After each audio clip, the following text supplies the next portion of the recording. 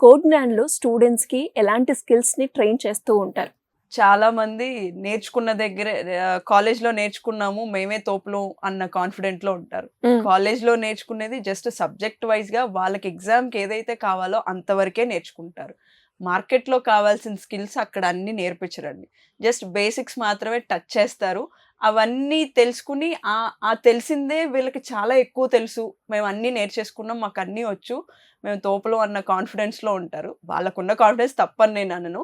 కాకపోతే బయటున్న జాబ్ మార్కెట్‌కి కావాల్సింది ఆ స్కిల్ సరిపోదండి. హ్మ్. బయటకొచ్చినప్పుడు ఫర్ ఎగ్జాంపుల్ ఇప్పుడు నా దగ్గరే కోడ్9లో తీసుకుంటే మేము స్కిల్‌కి ఫస్ట్ ప్రిఫరెన్స్ ఇస్తాం. ఇక్కడ వీళ్ళకుండే పర్సెంటేజెస్ ఇంపార్టెంట్ కాదండి. Okay. Percentage is just an number అని చెప్తాను నేను.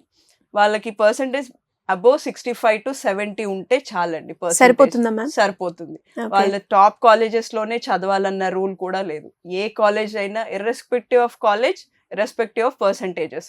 వాళ్ళకి స్కిల్ ఉంటే చాలు అని నేను చెప్తాను. ఆ స్కిల్‌తో పాటు బేసిక్ కమ్యూనికేషన్ లెవెల్స్ అన్నది చాలా ఇంపార్టెంట్.